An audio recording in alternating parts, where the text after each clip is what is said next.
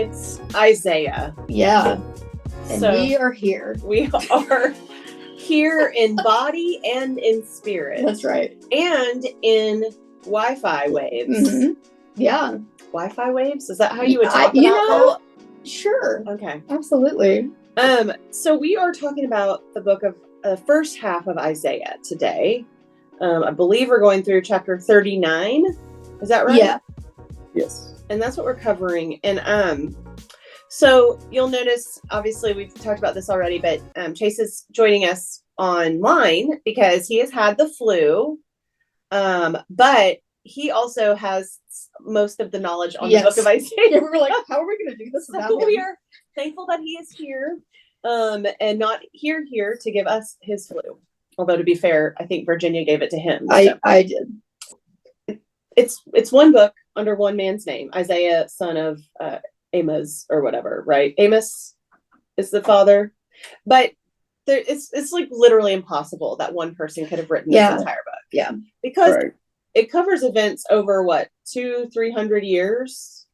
Technically, there's an underlying theme that goes over 550 years. But yes. So even 550, Chase is saying. Are you sure Isaiah wasn't like 600 years old? Maybe he was a vampire. Have we discussed this? Have you seen Midnight Mass? I mean, I love that show. That was so good. That's so good. So anyway, but so it's not just one person who wrote this whole book. However,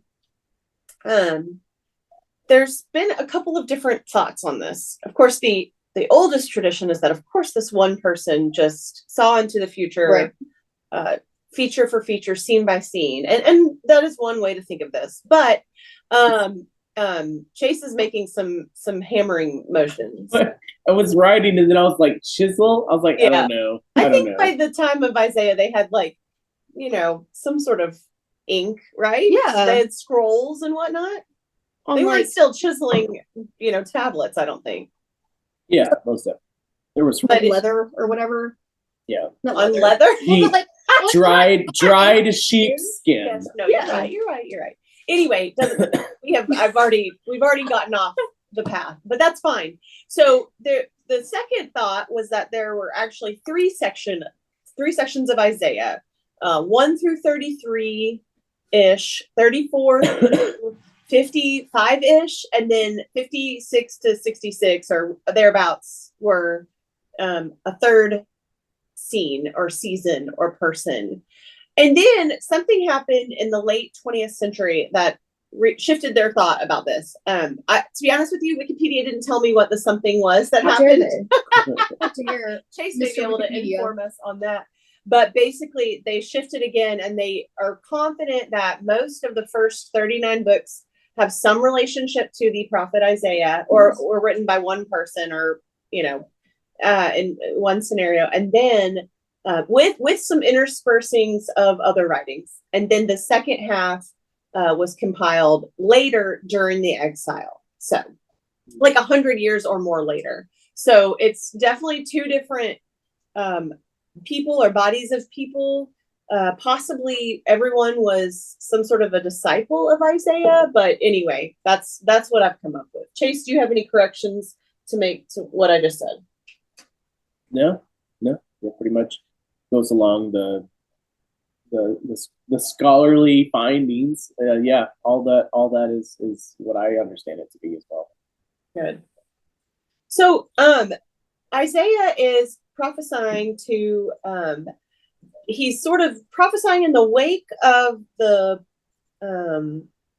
near the end, and then also the wake of the exile of the Northern Kingdom. Mm-hmm. So he starts there. Around 740-ish is when he begins prophesying, I believe, 740 BC. And then starts looking down towards Judah and Jerusalem and the Southern Kingdom and saying, if you don't change your ways, you're going to end up like the Northern Kingdom. Yeah. And so I thought this was interesting. Ancient rabbinic tradition held that Isaiah was a descendant of Judah and Tamar. Ooh. I don't know that has any sort of theological bearing. I just thought that was an interesting tidbit. So anyway, Isaiah's main theme is wrath, or one of the main themes of Isaiah, God's wrath. Something light. It's wrath. Well, there are multiple themes. There's not just one. Sure. And we can kind of dive into that when we start going through the scripture. But yeah, the way that you read Isaiah is that you look for different introductions and then different themes and then a major theme. There is a major theme.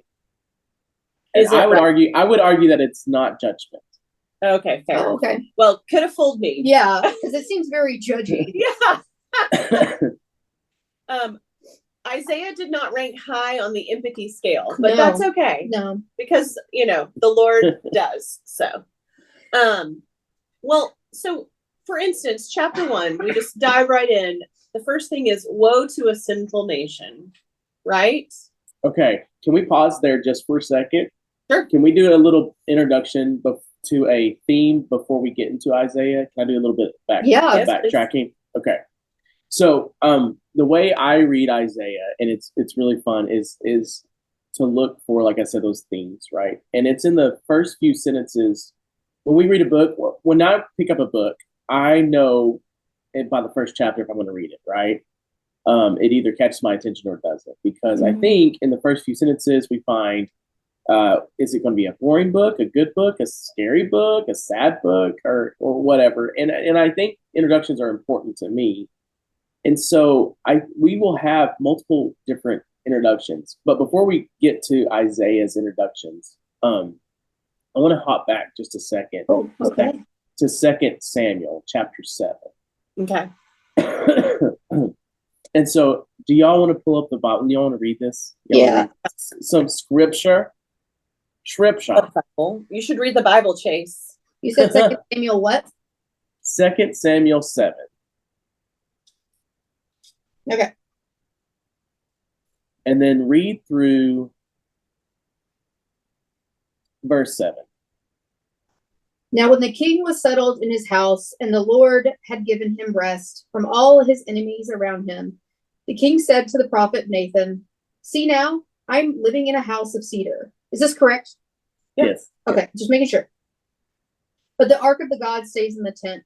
Nathan said to the king, "Go, do all that you have in mind, for the Lord is with you."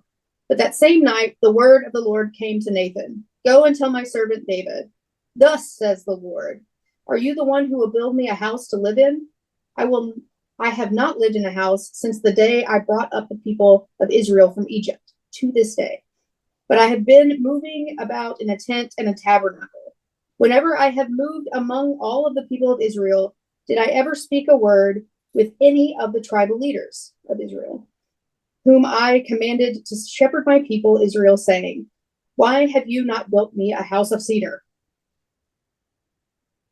Yeah, so this I love this part. So we've covered this, right? David's little boy likes to throw rocks, right? He's like, won't get in. Look, I'm all grown up and I'm sitting on the throne where God has put me, and now I'm gonna build God a house. And then window boxes. I bet it smells amazing though. I love cedar.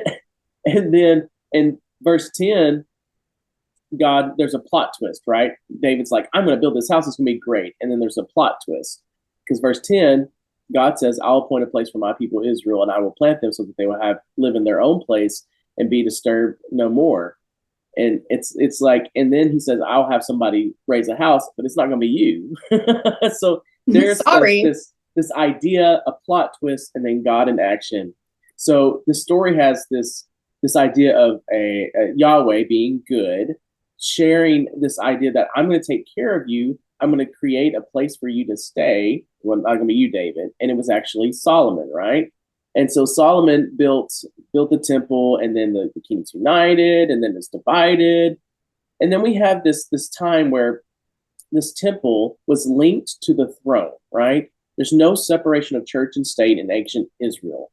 The king was divinely appointed, right? So your house, your kingdom shall be established forever. And so the idea that the Israelites had is, our temple is going to be here forever. This is where God dwells, and we are good. Plot twist. We get to Isaiah. Oh no. So so that's kind of like the backstory, but there's some themes there that will carry on through Isaiah. So we get to the book of First Isaiah, and did y'all remember the Dead Poet Society? Mm-hmm. Robin Williams, yeah. Yeah. One of my favorite scenes is where he takes the book and they're like, he's like, read the author, opening page, and then he's like, copyrighted. He's like, rip it out, and they rip it out, right? So yeah. It's like, all right, what's next? Read it, and they read the title page, rip it out, right? And then what's next? Oh, it's the sub introductory. It's going to tell him, it's like, this is what this book's about. He's like, rip it out. And he's like, you're not going to really know what it's about until you find the introduction, which is really neat for Isaiah, because chapter 1, chapter 2, and chapter 6 are all introductions. Right? Fun. So theology nerds are real excited. You can read chapter 1. It's a perfectly fine introduction to a type of literature, right? You can rip out that and read chapter 2, and then you can rip out chapter 1 through 5 and open and read chapter 6. And chapter 6 go ahead and do that real fast. Okay. Right, is a perfect introduction for prophetic writing opposed to apocalyptic writing. And so then the question becomes, is this a story? What is this story about, right? Yeah. And so I would suggest reading chapter 1 first and then dissecting it, reading chapter 2 next, dissecting it, and then skip to chapter 6. And then what do we do with 3, 4, 5? Yeah. Rip it out? Well, they go... It's gone. Yeah, so it'd be like, just leave it. Yeah, just rip it out. We want to find the introduction. We want to find the introduction and see what we can find the theme there that's going to be there. So, okay. So now I would start with Isaiah chapter 1. Isaiah chapter 1. Okay. Isaiah chapter 1 says, "Woe to a sinful nation." Whoa. Hey-o. Anyway, here's the deal. They have rebelled like children. Mm-hmm. And I think that for me was a theme that stuck out, at least for the first Isaiah, if you will. You'll hear Chase especially, but you'll hear us talk about first Isaiah and second Isaiah. And that's because when I was reading, there is a very clear breakage between the first and the second half. Also, the language gets really different. Yeah. I mean, it's very different in tone and in theme, and just even the wording. So yeah, first Isaiah is a lot like, you've been bad. Like, I'm very disappointed in you. I'm not mad, I'm just disappointed. That's exactly right. You're not bad people, but you've made very bad decisions. Yeah. Also, you are a little bit bad people. Is what I thought. A little bit. You know what I'm saying? So, but they've rebelled like children. They've forsaken the Lord. And so what you see is that the city is desolate. It's been overthrown by strangers.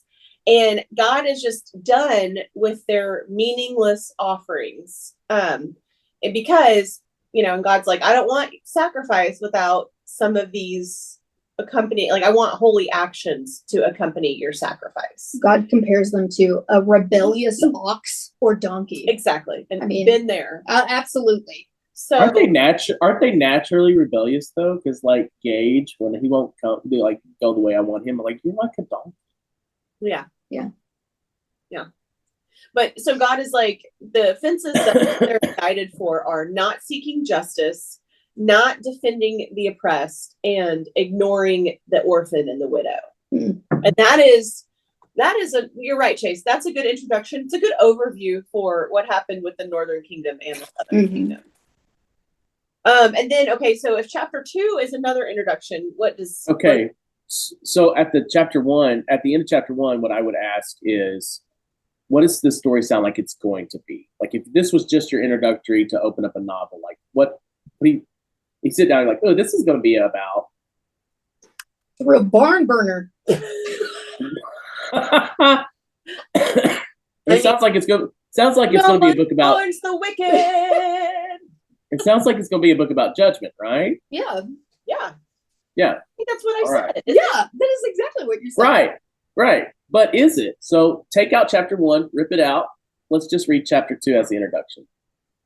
Okay. Chapter 2, themes that I saw, or overview. In the last days, the mountain of the Lord's temple will be established. All the nations will stream to it. Mhm. Then God will judge the nations and settle any disputes. And then there's that beautiful picture of beating swords into plowshares. I do love that and verse. spears into pruning hooks. Mhm. There's some really beautiful verses Yes. in here, just peppered in amongst all the judgment. It says, nation will not lift up sword against nation, neither will they learn war anymore.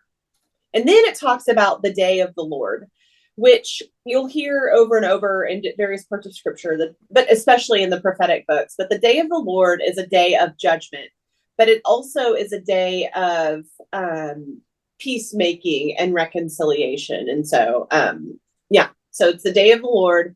And when this happens, when the day of the Lord happens, all people will be humbled, and they will flee to the hills in fear. They'll throw away their idols. They will get their house in order, if you will. Mm-hmm. Yeah. And so overall, yeah, it does have this like echo of judgment, but the majority of it is there's something else that's going on. There's some transitioning that's happening between the people. That's not the word I want to use. There's some reconciliation that's happening between the people. And so it's not just a story of judgment, but it sounds like it's something else, right? In those days, the mountain of the Lord's house shall be established the highest mountains. Those beautiful phrases. It sounds like it's going to be a happy ending, right? So not just a happy ending, but maybe it's a story from judgment to happy ending. Maybe it's a story of salvation.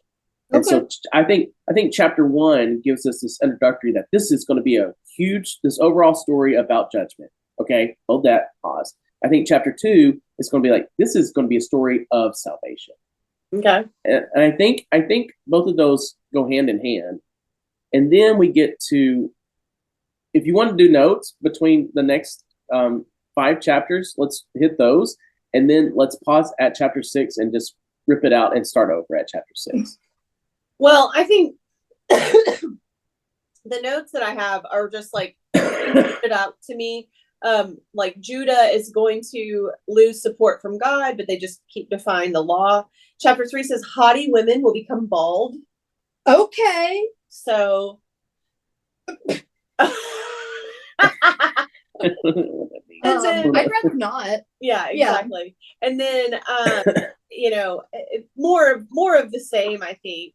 Go ahead. How is haughty though? What is that? Like prideful. Prideful. Okay, thank you for that. No, haughty. Haughty. And not like HOTTY. H-O. Okay. Or HOTTIE. Mm-hmm. Anyway. Yeah.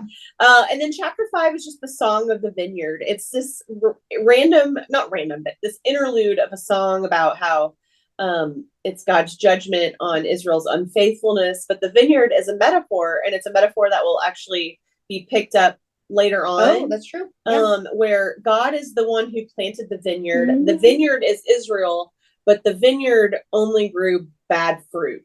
And so the bad fruit is bloodshed, it's unrighteousness. And so again, more woes. It's really more just setting up the introduction that have already been given. So chapter 6, Chase. Yeah, so we get to chapter 6, and the reason it's a new introduction is because it's Isaiah's introduction, right? And so you could actually start the book here, and that could be like prequels, right, to what's going on here. So let's read chapter 6, 1 through 7. You read it. Okay. 1 through 7. In the year that King Uzziah died, I saw the Lord sitting on a throne, high and lofty. I see the Lord seated on the throne, exalted, and the train of his robe filled the temple with seraphs. No, glory. Oh, okay. Excuse me. Yeah. And the whole earth is filled. Come on. And the whole earth. No one knows this song? No, I don't. Did you know this song? One from that though. You're no, kidding. You are holy. Based on Isaiah I do 6. see that. Yeah. I didn't go down far enough. enough. The whole earth is filled with his glory. Mm-hmm. Why? Anyway, go on. Okay, so seraphs were in attendance. I love this imagery. Yeah, seraphim or whatever. Mm-hmm. Above him. Each had 6 wings. The 2, they covered their faces. With 2, they covered their feet. And with 2, they flew. And one called to another and said, Holy, holy, holy is the Lord of hosts. The whole earth is full of his glory. Hosanna in the highest. No, I'm kidding. That's not what it says. Sorry.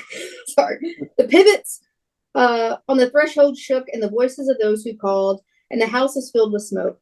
And I said, woe is me, I am lost, for I am a man with unclean lips, and I live among a people of unclean lips. Yeah. Yet my eyes have seen the King and the Lord of hosts. Then one of the seraphs flew to me, holding a live coal that had been taken from the altar with a pair of tongs. The seraph touched my mouth with it and said, now that this has touched your lips, your guilt has departed and your sin is blotted out. Then I heard the voice of the Lord saying, whom shall I send, and who will go for us? Do I go through 10? 7. Oh, okay. I went a little far.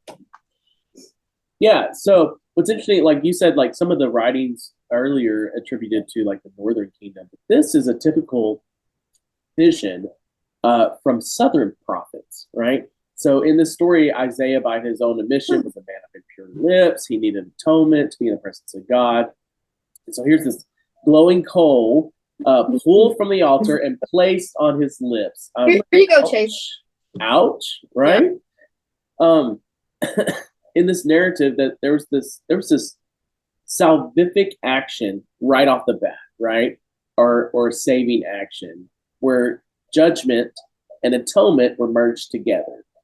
So here we have those two introductions, and in this third introduction, everything's merged together in the person or ideal of Isaiah, right? And the point this story is getting across is the beginning of is belonging to the human tribe, that we're not worthy to be in relationship with the divine. Of course, they're wrestling with this as they're dealing with all the things that are happening around them. Chase was so excited he knocked his own hat off. Like blessing his own socks off. You know what I mean? And so it's like, so they're dealing with all this. Where do we stand in the relationship between the holy, the divine, and humanity, right? Where's the hope in this? And so from 2 Samuel chapter 7 up until this point, spanning 500 years or so, the people of Israel, the United Kingdom, if you would, and the Southern Israel, believed that they understood their theology that God was God's promise of upholding the throne, right? Which created this house, the temple. But yet, here in this moment, we have a plot twist. And so after 500 and some odd years, the theology that the Israelites held dear is that God would always be with them in the temple, but here's the plot twist. And then we get to chapter 6. What's the plot twist? Chapter 6, 9 through 12. Can you read that? Yeah. Chapter 6, 9 through 12. Okay, I will read. Oh, the whole earth is filled. Yeah. So it's not just in the temple. Is that the plot twist? And he said, go and say this to the people. Keep listening, but do not comprehend. Keep looking, but do not understand. Make the mind of this people dull, and stop their ears and shut their eyes, so that they may not look with their eyes, and listen with their ears, and comprehend with their minds, and turn and be healed. Then I said, how long, O Lord? And he said, until cities lie waste without inhabitant, and houses without people, and the land is utterly desolate, until the Lord sends everyone far away, and vast is the emptiness in the midst of the land. Even if a 10th part remain in it, it will be burned again. Like a terebinth or an oak, whose stump remains standing when it is felled. The holy seed is its stump. Yeah, so this is NRSV. Oh, it's really cumbersome. It is. It's not easy to read. Yeah.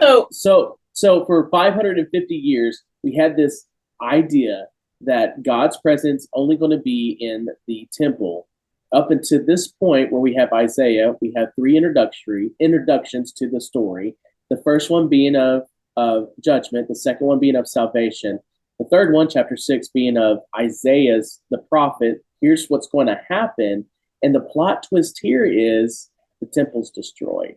And of course, and then we go to exile. And so we read about that up through the next chapters until chapter 39. So that's kind of like the setup. And then you can start reading like forward unto 39. And then we have another plot twist at second Isaiah.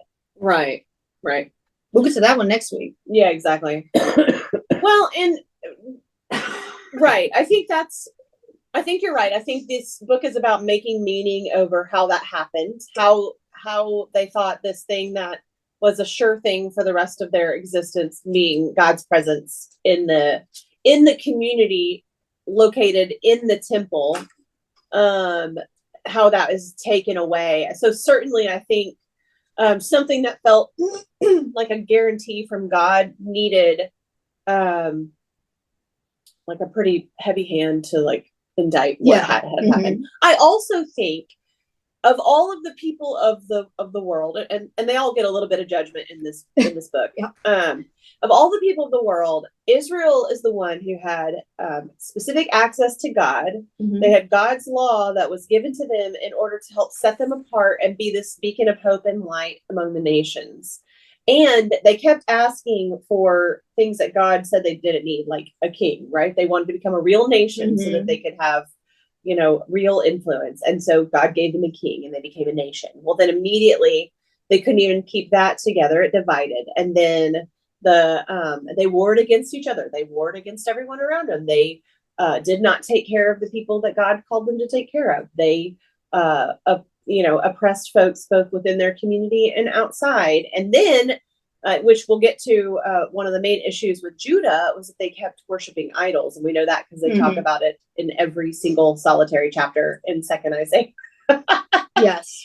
But it's this idea when you worship an idol, it's not that your belief is in the wrong place. It's not about belief. It's about trust. You either trust Yahweh to take care of all of your needs, or you don't trust Yahweh to take care of all your needs. And so you have a backup plan. You have fire insurance, if you will. And so you worship a few of the other gods just in case, right? Oh, just in case. Just in case. It's like an insurance policy. Yeah. And so anyway, so I do understand what you're saying. And I think it's fair. I just think it's also, we see that it's this person's worldview and understanding of what is happening it's pretty vivid, I'll say. Yeah. So, yeah. But then the prophecy begins, and here's what I am confused about. And I've done, like, I researched this several times, but we're saying the temple being torn down, that actually doesn't happen until 200 years after Isaiah. That's a second Isaiah. Hello. Because the temple was in Judah. We don't know. So when we get to second Isaiah, there's about 150 years that we have no clue what happened. So everybody's already in exile. There's right. A break I know there. that. I'm saying from Isaiah the prophet's standpoint, he does not know that the temple has been destroyed when this scene happens, because he's prophesying it, right? Where all the cities will come down to rubble. Yeah, he's prophesying that all of these things are going to happen, and this is the beginning of the exile period. And so you get into the different kings. So yeah, this is a plot twist. It doesn't mean it happens right then. It just means, this is going to happen eventually. Yeah. So anyway, then it talks. Remember, these are introductory. These are introductions. Like, the story unfolds now. So if you read chapter 6 through chapter 39, you see that's the introductory to all the things that will happen. The page turn. Okay. Not to take your word for it. Yeah. Because you're the expert. Yeah. Chase. Okay, so the Assyrian invasion, it's happening, and so here's what's interesting is now we get back into Northern Kingdom events, because the Assyrians are the ones during Isaiah's lifespan that are the threat, the Assyrian Empire, and so Isaiah during this time has another son with a prophetess. Oh, and the son's name is Maher-shalal-Hash-Baz. That guy.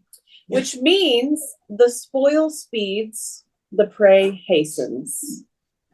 Beautiful. What a lovely name for a child. Boz for short. We'll call him Boz.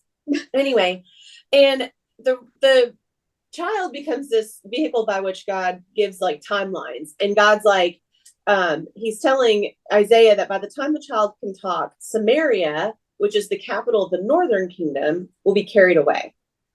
Oh. So the Assyrians are under attack. Samaria is being carried away by the time this brand new child is you know, 1.5 or 2. Mm-hmm. And then at the same time, the Assyrian army comes down and threatens Judah. And this is God's way of warning Judah, like, you better shape up, because whatever's going to happen to the northern kingdom is going to happen to you. And then in chapter 9, we start seeing some of these messianic texts. And I say that because we read them around Advent, right? Mm-hmm. We read them, we see some of them quoted in the New Testament around the birth of Jesus. But what's important, at least in my opinion, is that we have to place them in their time too, Yeah. right? Yeah. And so, first of all, verse 2 of chapter 9 is, you know, one of my favorites. The people who walked in darkness have seen a great light. Those who lived in a land of deep darkness, on them light has shined. But here's the deal about Old Testament prophecy, is that it has almost an immediate fulfillment. Yeah. Yeah. Like it's not a Nostradamus situation where we're prophesying things thousands of years in advance. We're like, this will be written about Jesus, who will be born hundreds of years ahead of time. That's right. Yeah. No, Isaiah wasn't like writing about Jesus. Right. That doesn't mean it doesn't still connect. Right. But that's a different story. And so when we see these prophecies in the Old Testament, we have to find out what in their mind, what their vision was, what their word from the Lord was. And so in this case, you know, this is an idea that these people were going to be thrown into exile, and they would be in quote unquote darkness, and then God's light would still shine on them. God would still look down on them in mercy and in favor and bring them back. And it talks about, for a child has been born for us, a son has been given to us, authority rests upon his shoulders. His name is Wonderful Counselor, Mighty God, Everlasting Father, Prince of Peace. So my question is, who is that child? That is a great question. So some have said this is referring to the child of Isaiah that was born, because Isaiah was sometimes called Wonderful Counselor. So it's just like a carrying on of the name. Okay, yeah. And this, since the child is the sign that all this would take place, that then it would also be the sign that God's restoration was coming. What are your thoughts, Chase? Some think it was King Hezekiah. Yeah. Oh yeah, I've heard that too. But also, like, when we look at those verbiages, the Messiah, there was many Messiahs. That's right. Because remember, Messiah just means messenger of God, right? Yeah. Anointed one, and every king was anointed, right, by a prophet. And so, then it talks about wrath for Israel. There's just going to be a lot of wrath, and this feels very much like a fed up parent. I've done told you, and now I'm getting the hose. I'll tell you, I'm getting the hose. Oh, don't make me get the hose. I'm doing it. Oh, pick your switch. It's very much like, I brought you into this world, I'm going to take you out, like Chase was talking about last time. So, but then, so Assyria, the empire of Assyria, the army, is used as an agent for God's, tool of punishment for the Israelites. But God's like, don't worry, they're going to get their own too. Yeah. And there's these woes to the people in power who exploit everyone under their wing, to those who don't help the needy and they rob the poor. Woe to the Assyrians. And then chapter 11, and I have to think these are like little glimpses of the hope of restoration. Like, it's wrath peppered in with hope. Like, here's why you're in the situation, but there's always hope. Yeah. What'd you say? A shoot. A shoot, yes. A shoot shall come up from the stump of Jesse. Oh, yeah. And a branch shall grow out of its roots. And so the idea is that here, in this way, of course, we hear that, and I think of Jesus. Right. But here, this is the promise that the throne of David will come back around. Like, it's not devastated forever. There is a little shoot will come out of the stump of Jesse, like a cut down tree. Yep. and a branch will grow out of its roots, Yeah. meaning the kingdom will grow back. And then there's this messianic period that will be marked by wolves living with lambs, leopards lying down with the baby goats, calf and lion will feed together, and the little child will lead them. And it talks about even Judah and Israel, who've been split up Yeah. for hundreds of Mhm. years, will get along. And it's this idea that peace will finally reign in the middle of what has been a really, really tumultuous time. And then there's just like a little brief song of praise for God. It's so short. Yeah. To be honest with you, I thought it was a little too short, but anyway. And then in chapter 13, we move into a different set of judgments. It's just like no one is free from judgment in this. And I think this tracks in terms of like the whole world has participated in the downfall of humanity, right? It's not just one person or one people group's problem. And God promises that Babylon will experience the day of the Lord, which is, remember, the day of judgment, that God will put an end to the pride of the arrogant, lay low the tyrants. It gets really graphic here. Like, in fact, some of the language makes it hard for me to think this is, and I'm not going to read it on here, but it's like, I don't know. Here's where I think I struggle is that I can't imagine God saying some of these things. Verse 16 is one of those. Yeah. It is pretty rough. And so I wonder how much of this is the prophet's interpretation of just the dire situation that's going on, using human and patriarchal and misogynistic language to describe just devastation. And I guess I have to be okay with that until I get to heaven and talk to God about it, right? But basically God is like, it's gonna be bad. I feel like a lot of like modern, more evangelical sided like preachers use this as like a weapon. Yes, I agree very with much that. so. Yeah, and I think it's also one of the most helpful things I learned was from the book. I'm sure I've mentioned it on this podcast before, called Misreading Scripture Through Western Eyes.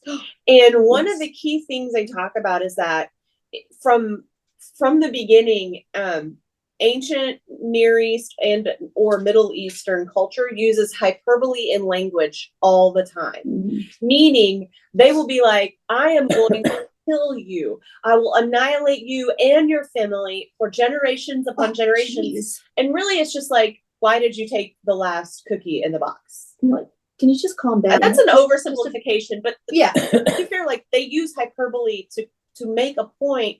We all do. Sure. Yeah. But it's like part of their culture. Yeah. And so you would not be like, if I heard somebody here in the States use that kind of language, I'd be like, they might be a little unhinged. Yeah. But in other cultures where that's like a tool that they use to express their frustration without, actual physical violence, like that's just a tool. And so that helped me think, like, even here, we're seeing some of that hyperbolic language, like, whoa, whoa, whoa. Yeah. And if God is going to speak to people in the language they understand, or if the Holy Spirit's going to inspire people, they're going to communicate their inspiration in the language that they exist within, right? So anyway, that's how I dealt with chapter 13, because I was like, oh, I don't love a lot of this. Yeah, and that'll continue through all the oracles that you have coming up through the next several chapters. And I think that's a good reflection to have, especially combined with that most of these writings were not done pre-exile. That's right. Most of these writings were done post-exile, meaning these were reflections of those who have spent centuries experiencing this. They're like, this is why this happened. Yes. Yeah, I think now the next chapter is really I dig it. It's called, it talks about the downfall of Babylon. It talks about how the house of Jacob will be restored. The king of Babylon will be taken down. Sheol will be stirred up to meet him, meaning he'll die. And then verse 12 is maybe one of the most oddly co-opted verses in at least in this book. My translation says, O morning star, son of dawn, how you are fallen from heaven. But it has been translated in other versions, namely the King James version, as Lucifer, son of the morning. or Yeah. son of dawn. Yeah. Lucifer, and this word Lucifer has been capitalized like it's a proper name. Right. And people have interpreted this as like, in my opinion, a very random like reference to Satan. Yeah. Fallen angel Yes. from heaven. Yes. Just kind of blooped right into Isaiah talking about Babylon. Yeah. But what's interesting about this to me is that Lucifer is just simply Latin for morning star. Yeah.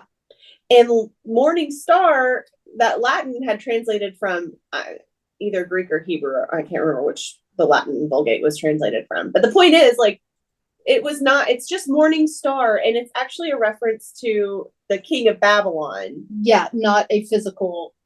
Not a fallen angel. Right. I don't know. I thought that was so bizarre and interesting.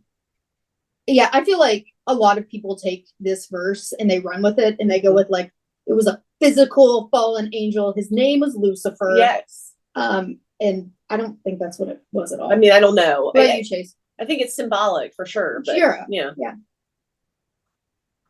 Ditto. Okay. Nice. Chase says ditto, so I feel good about that. Anyway, I just also thought, like, what if we were talking about the fall of Babylon, and then all of a sudden the prophet was like, and by the way, Let me tell you about this guy. and scene back into Babylon. Yeah. So anyway, it also mentioned. I think we find a lot of the imagery also reflected and used. I guess in code. I'm sorry, all my medicine's kicking in. This imagery is used in code later in the New Testament to talk about the Roman Empire. To talk about what? The Roman Empire. Oh yeah, Yeah. exactly. Mhm. Because it represents a powerful Yeah. figure falling from grace, Yeah. right? That makes sense to me, and it makes sense in the context of this this passage as well.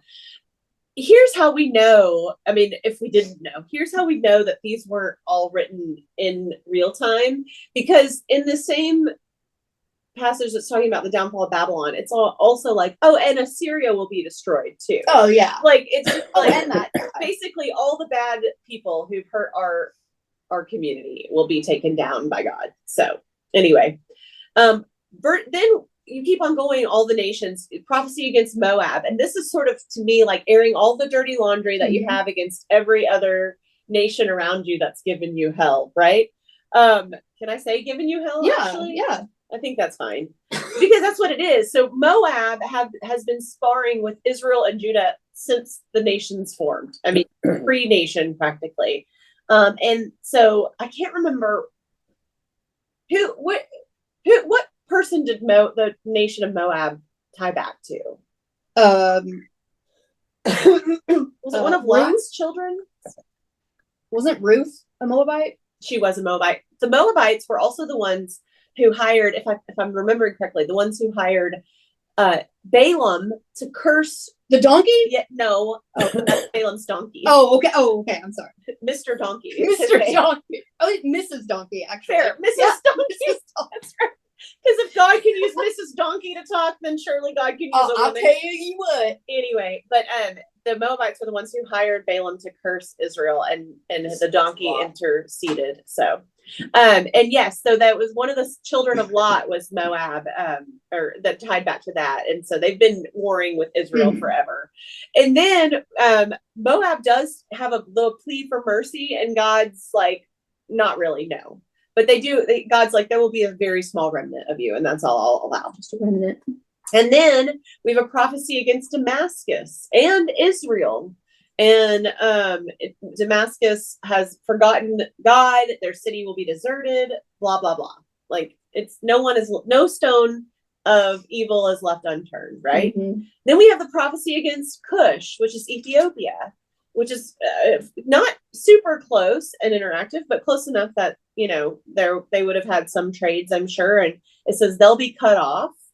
And then chapter 19 is a prophecy against Egypt. And I had forgotten that Egypt did play a part in this whole, in this season of Israel and Judah's life. Because if I remember, I can't remember which kingdom, I would assume the southern kingdom, reached out to Egypt and said, tried to set up a treaty with them, like the Vassar Suzerain Treaty, where the Egypt would be their protector and they would kind of be loyal to Egypt, but it backfires. Chase, did I make that up or is that right?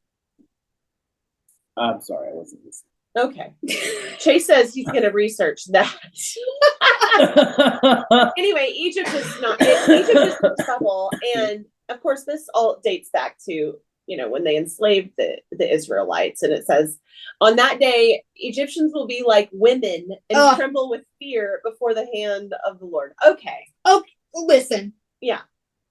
I'm pretty sure. Anyway. Yeah. Anyway. Before I get on, whatever. I'll get off my. Don't even get me started. I'll tell you what. Okay.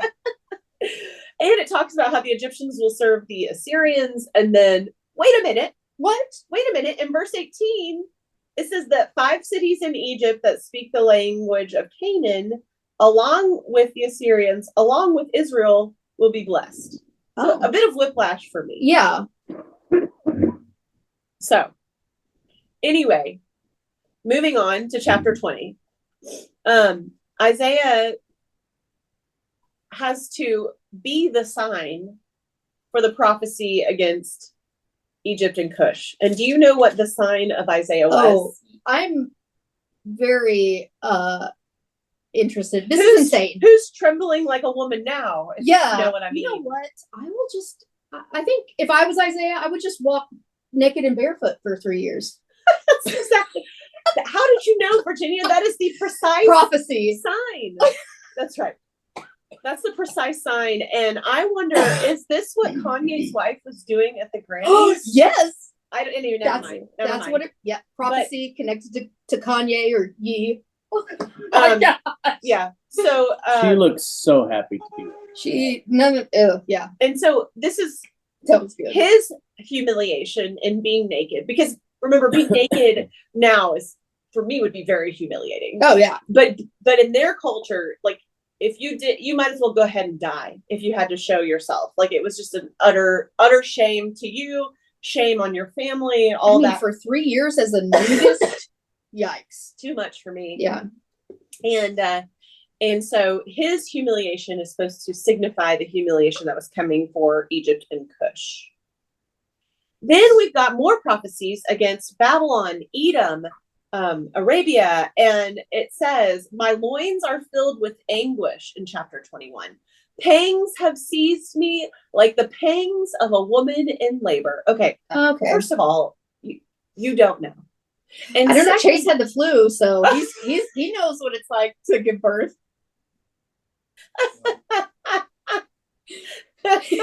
Sorry, Chase quit listening a few chapters. He did. It's all right. Medicine is kicking in.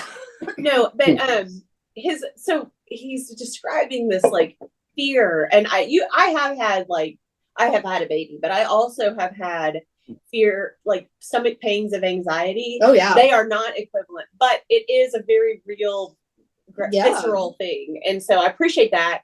And so the whatever is coming for these nations, it's going to get real fast. And so basically, by the end of chapter 21, everyone is getting hit with God's wrath, because we see this is really not just a specific Israelite problem, although it is, because they should have known better. This is a human problem. Yeah. We do not know how to live peaceably among each other.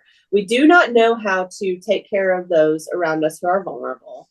And I don't mean on an individual basis. Of course, we know people that are good at this, but our systems, our social systems since the beginning of time seem to be set up to not allow for this to take place, right? Or to make it easy for us to just gather power and influence and not share it and to lord it over people. I don't know what you're talking about. There's like nothing going on in the world today like that. We can just imagine, right? Imagine. Yeah. Yikes. Finally, chapter 22 goes into a prophecy against Jerusalem. And it's a reminder that, to Chase's point, you have this promise, quote unquote, of God's presence being in the temple forever in Jerusalem. Remember, that's where the temple is.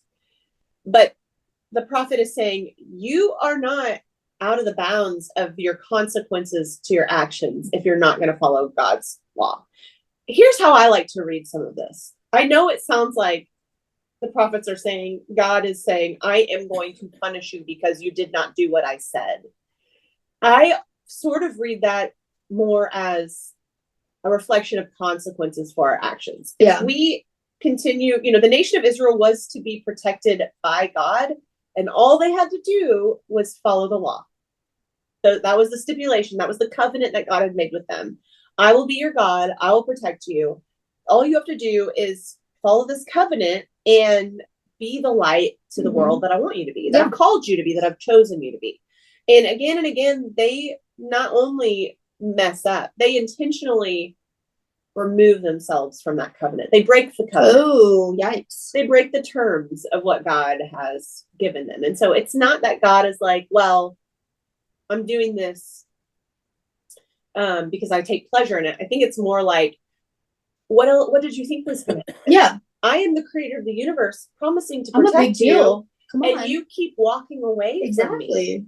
And of course people are going to overtake you. That's just, you're putting yourself out there in harm's way. And so that's how I interpret some of this. That may be my own reading. And again, we'll get to the great, Starbucks in the sky and talk to God about that. But there's so much grace in the Hebrew scriptures that we don't think about. We just think, oh, grace happened when Jesus. No. Grace. Yeah, grace and that's why we see even in the harshest of these passages, like the next passage is always typically like, but let me tell you, the earth will be remade. God will bring a remnant around. There's always hope. There's always opportunity for reconciliation and restoration. And so anyway, it goes on. I'm skipping down a bit because it's a lot of the same, like take one city name out and put another city name in. And on down to chapter 24, it talks kind of about a kind of a global apocalypse situation. Mm-hmm. It talks about the desolation of the earth. It says, now the Lord is about to lay waste the earth and make it desolate. And this is where we know that this is hyperbole because God already promised not to do this back in Genesis, right? Yep. Or at least not by a flood, depending on how you read it. But I read that as God was like, I'm not going to destroy the earth. Yeah. Right. Mm-hmm. And then B, we know that this did not happen. The desolation of the earth, God's judgment on the whole world did not happen, at least not on a global scale. But I wonder if to the writers of whoever wrote these particular oracles, if they looked back at the devastation of the northern kingdom and the devastation of the southern kingdom, Jerusalem, their temple, and the fact that they were in exile, and it's not like, and this is something that kind of just dawned on me, it's not like the Assyrian army and the Babylonian army were just out for Israel and Judah. They were conquering everyone's land. Yeah. So all of these other cities around them would have been conquered too. All of these other people groups would have fallen under the same empire. And it would have felt like their whole known world was desolated. Mm-hmm. And so I think that's kind of how we should read some of this stuff, is that this is just, it's like when we get bad news and we say, my world fell apart. We don't literally mean that the whole world fell apart. Right. But we mean the bubble that we live in, the context that we operate our lives in has totally shifted. And that's what we're dealing with here. Yes. Okay. 25 is a song of praise for God's victory over death.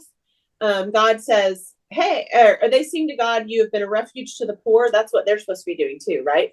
And then the people, including God's people who are getting lambasted, the reason that they're getting lambasted is because of the way they've been treating the poor and creating oppression rather than decreasing it.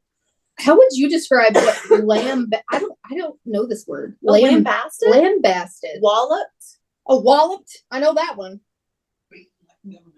I'll tell you what. Okay, lambasted. You just have to say it with some accent. Yeah, lambasted. Oh, now I get it. Yeah. Yeah. Anyway, and then we have a return to the language of the vineyard keeper in chapter 27. It reminds him that God is the ultimate vineyard keeper, that the vineyard of Israel will be restored. Those who were lost in the land of Assyria, those who were driven out to the land of Egypt, they will worship again at Jerusalem.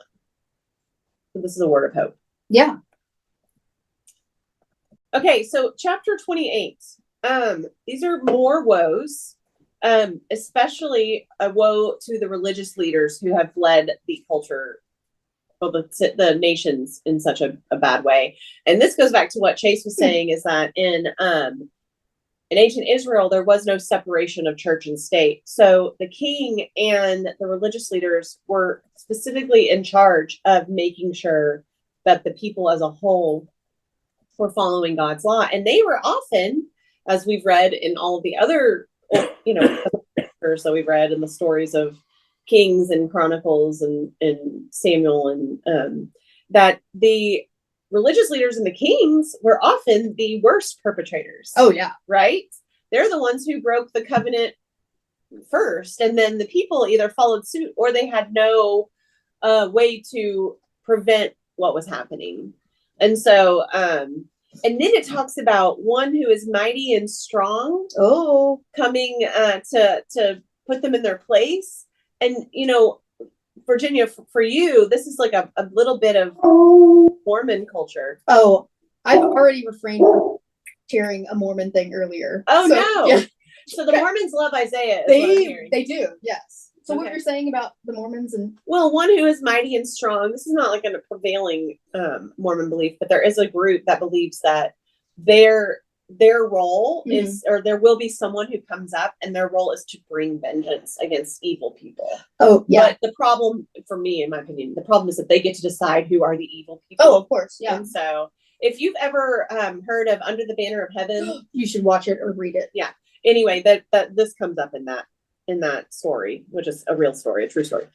Then chapter 29 is my favorite chapter of the whole book. It is Woe to the Little Mermaid. Ariel. I did not realize. I didn't know this either. Jerusalem's other name was Ariel. I got a big kick out of this. I love this. I thought, even the Disney's favorite princess can't escape God's wrath from time to time.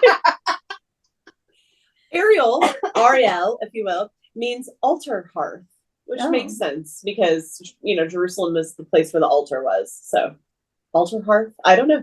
Is that why she collected so many things? Trinkets? I don't know. Maybe they weren't using it. Maybe the description of Ariel, the Little Mermaid's name, wasn't from the Hebrew scripture. Probably not. But the same way God redeemed Abraham, God promises that the house of Jacob will be redeemed, that it will no longer be pale, which I think means sickly. Yeah. Chapter 30, woe to the rebellious children, woe to rebellious people. God promises to be gracious to Zion and to show mercy, and also Assyria will have more judgment. Oh, just more judgment. Just more judgment for Assyria. And then chapter 31 talks about how, this is the story I was talking about. Ooh. Okay, so the problem is that we need to trust God. That's the problem. Oh, is that it? That's the deal. Okay. So here, Judah tries to broker a deal with Egypt to keep them safe. This is what I was talking about in terms of Egypt. Yeah. So, and I think that might have been Hezekiah that brokered that deal, but I could be wrong about that. But it won't work, God says, because the Egyptians are human and not God. What? Which is like a sick burn from God. Yeah, you know frankly. what? You're not me. You're not God. Yeah. So, and then in chapter 32, it talks about how at some point they will have a just king, and that no one should be at ease until then, but God's justice will prevail. And I think maybe that's a word to all of us, in that we often don't see, God's justice done in the world, and that should put us at dis-ease, not in the sense that we should be worried, but rather, in my opinion, we should be moved into action. Right? Yeah, absolutely. We can't rest until God's justice is done, right? And we know that Jesus is, prophet, king, and priest, and Jesus is the just king. But until the fullness of God's reign is happening on earth, then we are the ones who have to make the justice of God happen. Yeah. So, chapter 33 talks again about the destruction of Assyria and the salvation of Israel. They will be delivered. And then 34 talks about how everyone will be judged, especially Edom. And Edom is, they are the descendants of Esau. Oh, okay. And traditionally they are held as the descendants of Esau. But then there's also Edom is used as a term to describe basically anyone who's an enemy of Israel. And we know that's because Jacob and Esau were kind of like eternal enemies. Oh, yes. Even after they reconciled, which I think is a beautiful story. I love that story, actually. We read that, a while ago. But what we see is that their families never fully reconcile, and their descendants continue to fight against each other. And so finally, in chapter 35, God will come to save Israel, to restore her to her former glory. The eyes of the blind shall be opened, the ears of the deaf shall be opened, the people will return. This is the promise for Israel. Now, Chase, my understanding is that 36 through 39 kind of are a separate little chunk before we get to 2nd Isaiah. Am I right about that? Yes. So some scholars actually believe there could be a 1st, 2nd, and 3rd Isaiah. Yeah, I knew that. This would be the 2nd Isaiah. I know you did, but I was for our listeners. For our 2nd Isaiah, it could be this 36 through 39 interlude. Okay. And so it's like, oh well, what was it? Was it the one we just did where it was a Proverbs where we're just like everybody's just like throwing chunks at it, like here it is. Yeah, that's what it feels like. Yep. So in 36, it's a historical interlude, is what it's kind of subtitled. The Assyrians invade. They try to take over Judah this time. Now, remember, it's not the Assyrians that end up tearing down the temple and exiling the southern kingdom. And so King Sennacherib, yeah, I think I nailed that. Yeah. He threatens Judah, and this is when Hezekiah is king. And but throughout this little interlude, Hezekiah prays. He reaches out to Isaiah for guidance, and Isaiah says, "Don't be afraid. The king of Assyria, who is Sennacherib, he is going to fall by the sword in his own land." So he says, "This is not your time. So don't worry about it." And what Isaiah says comes to pass. Sennacherib is killed by his own son, worshiping in the house of his god Nisroch. Ooh, that is. Yeah. I don't think I've ever heard that story. Yeah, I know, right? Mm-hmm. And so, Hezekiah and Jerusalem avoids destruction at this point. And then this is so interesting. And whenever I was in seminary, my Hebrew class did like a translation of part of this section. But there's this in chapter 38, Hezekiah falls ill. We don't know how or why. Probably the flu. Right. It's got flu A. It's flu A. It's going around. And he's sick, and he must be pretty sick because he's like, "Isaiah, is this it? Like, is this my time?" And Isaiah, is this what it's like to give birth? It's twins. Anyway, and so Isaiah says, no. This is just a cold. And you're gonna recover. Oh, okay. You'll be fine. That's just a little chest congestion. No, Isaiah says, "Don't worry, you're gonna recover." And just in case you were worried about it, God is going to send this sign. And our Bibles kind of translate it as some sort of a sundial. And we talked to this same story is in Kings or Chronicles. I can't remember which one. But but in the text, like, this is the most bizarre. No one really knows exactly what the sign is. It's some sort of sundial, like the sun will go up and back down, but the stairs, it's very interesting. Yeah. So basically, Hezekiah rather understands that he will be healed. He is healed, and then he writes a nice song. And Isaiah, and then there's like a little break at the end that I think they forgot to add this part of the story, so they just added it to the end of the scroll. And Isaiah tells Hezekiah's caretakers to take a lump of figs and apply it to the boil. So it is a boil. Oh, okay. It's not a cold or a baby. Okay. It's a boil. All right. And so apply that to the boil will go away. Hezekiah will be healed. That's all it was. It was just a blister. But it was really sore, Virginia. It hurt really bad. Anyway, look, I don't know. We don't know where the boil was. Maybe it was on his bum or something. It was Yeah. very uncomfortable. Eventually, so Hezekiah has done really well. Hezekiah has had God's favor both in under the Assyrian attack and also in throughout this terrible boil that he had. Hezekiah then just falls flat on his face in chapter 39. Mm-hmm. And this is just a great way to end First Isaiah. Just flop out. So he receives some Babylonian envoys into his home. Okay. And he decides that he is going to show them his treasury. Yeah, he's like, hey, you come see my treasures? What? You're the new up and coming empire? Here, look at all my jewels and valuables. Do you want my social security number while you're here? It's 32. And my password is password. And 32?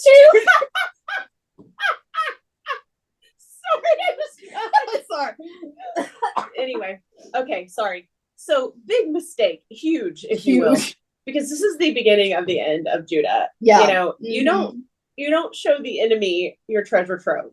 Yeah, I just feel like that's an obvious thing that And so at this Okay. point, Babylon sets its sights on Judah, and we know that this is just foreshadowing, a foretelling of what is to come. we know he's not the smartest or the toughest. I guess not. You know, that boil really wore him out, and And he he's just like, lost you some. know what? I just want people to look at my treasures. Yeah, like, look, I know.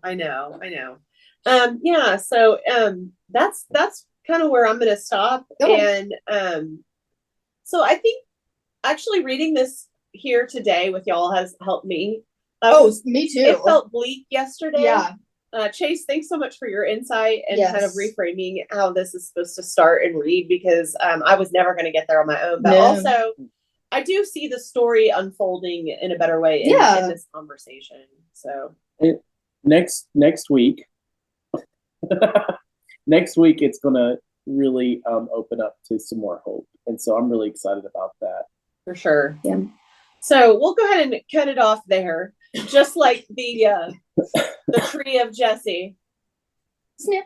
to the stump. That's right. I don't know. Anyway, but kind of more excited about second Isaiah. I am, yes, more excited about the second half for So sure. I hope y'all have been enlightened as well. And if not, then no worries either way. Listen to something else. I don't know. Guys, you know, we named this podcast It's Not Complicated because we just want to lie to you every week. I But think so, yeah. the reality is that some of these readings are hard, and we have to do them in community, not only with each other, but with the with commentators who've studied this, and with the rich tradition of our faith, so that we know we can figure out what in the world we're talking about, and not use it for harm, right? Oh, yeah. So thanks for listening. We're going to be back next week, same time, same place. Bye.